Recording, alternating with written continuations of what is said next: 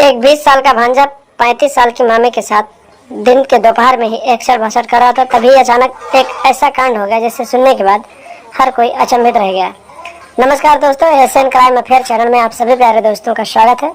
दोस्तों, ASN crime affair channel को आप लोग सब्सक्राइब जरूर कर लीजिए, वीडियो को लाइक कर दीजिए और वीडियो को शेयर भी कर दीजिए। दोस्तों आप लोगों से बार बार हर वीडियो में रिक्वेस्ट करते हैं कि आप लोग चैनल को सब्सक्राइब जरूर करते रहिए, क्योंकि आप लोग सब्सक्राइब करते रहिए दोस्तों, इसी चैनल की वजह से मेरा घर चलता है। तो आप लोग सब्सक्राइब करते रहेंगे तो शायद मेरा घर अच्छे से चलेगा। 10 रुपये मैं इसी से कमाता हूँ और आप लोगों को हर एक वीडियो में नई नई घटना के बारे में सतर्क करते रहता हूँ। तो आइए दोस्तों, वीडियो में आगे बढ़ते हैं, पूरी कहानी आपको विस्तार से बताते हैं। दोस्तों, मामी और भांजा कमरे में एकसठ बासठ कर रहे थे। परिवार वालों को दोनों को कमरे में एक साथ होने का शक हो गया, तो लगातार कमरे का दरवाजा खोलने का प्रयास करने लगे।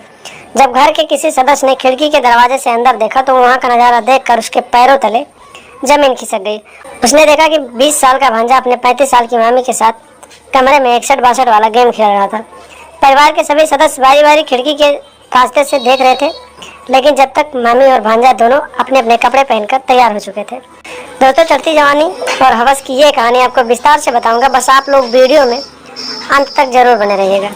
दरअसल दोस्तों, ये घटना बिहार के सीवान जिले के खरगुपुर नामक गांव से सामने आई है, जहां पर एक 20 साल का लड़का किसी शादी समारोह में अपने मामा के घर गया हुआ था। इसी बीच भांजे का अपनी 35 साल की मामी से आंखें चार हो गई और फिर दोनों तन्हाई वाले रातों में मिलने के लिए बेचैन होने लगे। दोस्तों, मामा राजमिस्त्री था, तो मकान बनाने का काम करता था, अक्सर घर पर नहीं रहता और उसकी मामी नीलम की शादी को हुए 12 साल हो गए थे, लेकिन उनके अभी तक कोई बच्चा नहीं था। जब मामी ने अपने जवान भांजे को देखा तो उसका भी मन मचलने लगा और वो भी उसके साथ एकसठ बासठ वाला गेम खेलने के बारे में सोचने लगी। क्योंकि उसका पति घर पर नहीं रहता था तो उसकी जवानी की प्यास नहीं बुझती थी। दोनों ने बहुत प्रयास किया एक दूसरे के साथ रहने का, लेकिन घर में बहुत सारे सदस्य थे तो दोनों का वहाँ पर जुगाड़ नहीं हो पाया, जिसकी वजह से भांजा अपने मामा के घर पर ही रात में रुक गया। भांजा अपनी मामी के साथ रातें रंगीन करना चाहता था, जिसके लिए वो अपने मामा के घर पर 5 दिनों तक रह गया। एक दिन की बात है, दोपहर में घर के सभी सदस्य सो रहे थे, तभी भांजा उठा और सीधे अपनी मामी के बेडरूम में पहुंच गया और अंदर से दरवाजा बंद करके मामी और भांजे के रिश्ते को तार तार करने लगा। भांजा अपनी मामी के साथ नागिन वाले स्टाइल में लिपट गया और उसकी मामी भी अपनी जवानी की प्यास बुझाने के लिए अपने भांजे से नागिन डांस करने लगी। दोस्तों, मामी और भांजा हवस के नशे में इतने चोर थे कि उनको नहीं पता चला कि ये प्रोग्राम जो हम लोग चला रहे हैं कहाँ पे चला रहे हैं। दोस्तों, अपने ही घर में सारा प्रोग्राम चला रहे थे, तभी अचानक घर के सदस्य उठ गए और ढूंढने लगे। सभी घर के सदस्य ने देखा कि घर की बहू का दरवाजा बंद था और बहू के कमरे से कुछ आवाज आ रही थी। जब उन्होंने खिड़की के दरवाजे से जाकर देखा, जब सभी सदस्यों ने देखा तो वहाँ का जो नज़ारा था, वहाँ का नज़ारा देखकर उनकी आंखें फटी की फटे रह गईं। उसमें एक सदस्य ने देखा कि मामी अपने भांजे के साथ नागिन की तरह लिपटी हुई है और मामी और भांजा दोनों एक दूसरे के साथ नागिन डांस कर रहे थे। तभी अचानक मामा भी घर पर आ गया और उसने देखा कि उसके घर पर भीड़ लगी थी, तो उसने सोचा आखिर हो क्या गया है।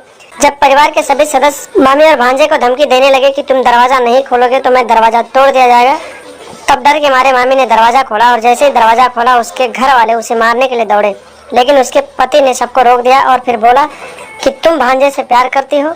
तो उसकी पत्नी ने कहा कि मैं अपने भांजे से प्यार करती हूँ और उसके साथ ही रहना चाहती हूँ।